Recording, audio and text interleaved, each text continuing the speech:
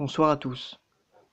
Petite vidéo un peu spéciale ce soir pour vous raconter 3 histoires d'horreur.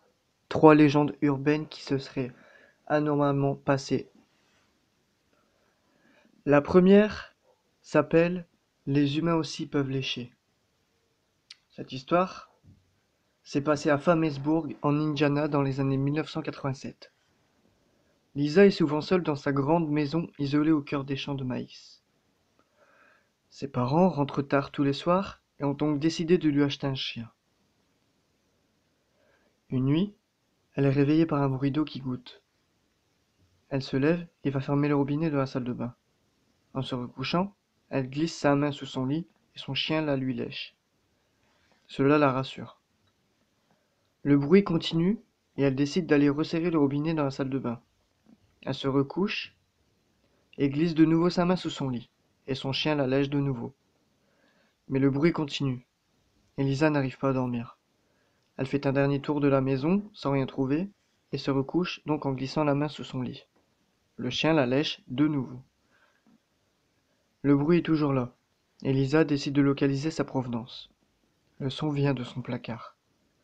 En l'ouvrant, elle découvre son chien égorgé, suspendu par les pattes arrière, se vidant lentement de son sang. Sur la porte du placard, un message écrit en lettres de sang. Les humains aussi peuvent lécher. Donc voilà pour la petite histoire. Moi je la trouve un peu gore quand même. Je sais pas ce que vous en pensez, mais moi je la trouve un peu gore. Et c'est vrai qu'en soirée, ça peut faire flipper quelques personnes quand même. On enchaîne avec la deuxième, qui s'intitule Le tueur dans le siège arrière. À Lyon, en France, dans les années 1994. Nathalie termine son service d'infirmière. Il est 5 heures du matin. Elle monte dans sa voiture et s'engage dans les rues encore désertes. Très vite, elle remarque qu'une voiture la suit de près.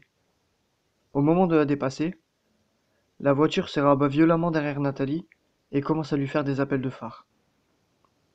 La jeune infirmière accélère, anxieuse, tout en essayant d'apercevoir le conducteur du véhicule dans son rétroviseur. Les appels de phare continuent, frénétiques. Elle tourne à droite, puis à gauche. La voiture la suit. Nathalie commence alors à paniquer. Que lui veut donc cette personne? Elle arrive dans l'allée menant à sa maison. Son seul espoir, tenter le tout pour le tout et courir s'enfermer chez elle pour appeler la police. Au moment où elle descend de la voiture, elle entend son poursuivant descendre à son tour et hurler. Enfermez-vous et appelez la police, vite! N'osant pas se retourner, elle s'enferme chez elle et appelle les gendarmes. Elle jette un œil par la fenêtre pour apercevoir une grande silhouette armée d'un couteau de boucher, attaquant sauvagement l'homme qui la suivait. Terrifiée, Nathalie se réfugie dans sa salle de bain, prier pour que les secours arrivent au plus vite. Ce n'est que plus tard qu'elle comprendra ce qui s'est réellement déroulé ce jour-là. L'homme, dans la voiture, essayait de la sauver. Il avait vu un homme se glisser dans la voiture de Nathalie et essayer de la prévenir. Il l'a payé de sa propre vie. Sachez que pour cette histoire-là, ça s'est réellement passé. Si vous voulez plus de détails sur cette histoire-là, dites-le moi en commentaire et je ferai une vidéo exprès pour cette histoire si vous le désirez. Histoire numéro 3. La babysitter et le tueur à l'étage. Alors cette histoire s'est passée à Windermere, au Royaume-Uni, en 1982. Hélène a 16 ans et sera un babysitting.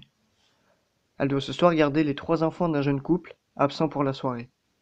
Quand elle arrive, il informe que les enfants sont déjà couchés et qu'ils ne rentreront pas tard.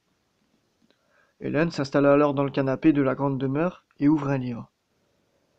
Le téléphone sonne, mais quand elle décroche, personne ne parle à l'autre bout de la ligne. Quelques minutes après, le téléphone sonne de nouveau et cette fois une voix glaçante lui répond. Es-tu allé voir les enfants? Puis, plus rien. Pensant qu'il s'agissait du père qui l'appelait pour savoir si tout se passait bien, elle se dit qu'il a été coupé et qu'il va la rappeler. En effet, quelques minutes après, le téléphone retentit.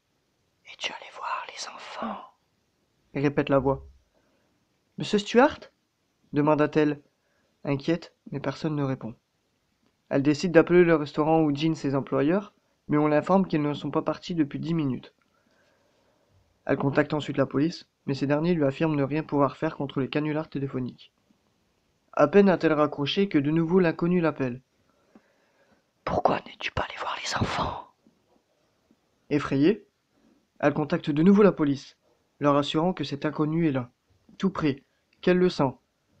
L'agent, à l'autre bout de la ligne, décide de prendre son numéro et la rassure.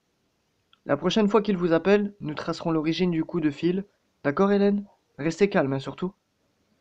Hélène éteint le salon et s'enferme dans la cuisine. Le téléphone près d'elle, il sonne. Et cette fois, elle décroche tout de suite. Qu'est-ce que vous me voulez à la fin? Pourquoi as-tu éteint les lumières? Qui êtes-vous? Qu'est-ce que vous me voulez? Je te vois, tu sais. Ok, très bien, vous m'avez fait peur. C'est réussi, vous êtes content? C'est ce que vous vouliez? Non, ce que je veux, c'est me baigner dans ton sang. Hélène raccroche brusquement, terrifiée, mais la sonnerie retentit de nouveau. Laissez-moi! Hurle-t-elle dans le combiné. Hélène? C'est moi, nous avons tracé l'appel. Il faut que tu sortes tout de suite. L'appel vient d'une des pièces de la maison. Sors immédiatement. Elle se rue vers la porte et commence à la déverrouiller en tremblant. Elle panique, fait tomber la clé, la ramasse puis se relève. Elle entend un bruit dans son dos et voit alors une porte s'ouvrir en haut des escaliers. Un halo de lumière sort de la chambre des enfants et elle distingue très nettement la silhouette d'un homme debout tourné vers elle. Elle parvient finalement à ouvrir la porte et se jette dehors, tombant nez à nez avec plusieurs policiers sur le palier, arme à la main. Immédiatement prise en charge par les secours, elle a juste le temps de se retourner et d'apercevoir le tueur.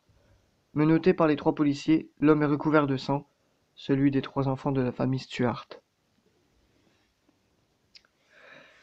Voilà la 3e histoire, j'espère que vous avez aimé. Et je vais en rajouter une 4e. La célèbre légende urbaine de Bloody Mary, la plus terrifiante de tous à ce qui paraît. Donc cette histoire, c'est... Plusieurs légendes ont été racontées, et moi je vais vous raconter la mienne. Alors, cette histoire est arrivée à la sœur d'un ami d'un des rédacteurs de Topito qui a préféré rester anonyme. Nous sommes en 1997, la fillette de 9 ans, que nous nommerons Anna, organise une soirée pyjama avec quelques amis. L'une d'elles leur raconte alors l'histoire d'une certaine Mary Ward, une magnifique jeune fille qui aurait vécu il y a de très nombreuses années. Suite à un très grave accident, Mary s'est retrouvée horriblement défigurée. Sachant à quel point cela la rendait folle de voir son beau visage abîmé, ses parents l'interdirent de voir son reflet. Ils jetèrent tous les miroirs de la demeure, sauf un, celui de leur salle de bain personnelle. Une nuit, Marie se faufila discrètement dans la pièce. Dès qu'elle découvrit son visage, elle s'effondra. Elle voulait tellement retrouver son ancien reflet qu'elle marcha directement dans le miroir pour le retrouver, jurant de défigurer à son tour tous ceux qui viendraient chercher Bloody Mary dans sa cachette. Après avoir entendu cette histoire, Anna et ses amis se disent qu'il serait une bonne idée d'essayer pour voir. Ils s'enferment alors dans la salle de bain, répétant devant un miroir « Bloody Mary, Bloody Mary, Bloody Mary ». Soudain, une de ses amies d'Anna se met à hurler tellement fort que la mère fait éruption dans la salle de bain. Elle allume la lumière et découvre une scène horrible. Toutes les filles sont assises par terre, paniquées. Une seule reste debout, agrippée au lavabo, figée par la terreur. Le long de sa joue courent de profondes entailles sanguinolentes, de longues traces d'ongles laissées par le fantôme de Mary Ward. Anna n'a jamais oublié cette histoire. Voilà donc, c'était la petite histoire bonus. Euh, Donc voilà, cette vidéo se termine sur l'histoire de Bloody Mary. Et aussi, si vous voulez d'autres histoires, légendes urbaines ou histoires en tout genre, dites-le moi en commentaire. Et surtout, flippez bien les amis. Bonne soirée.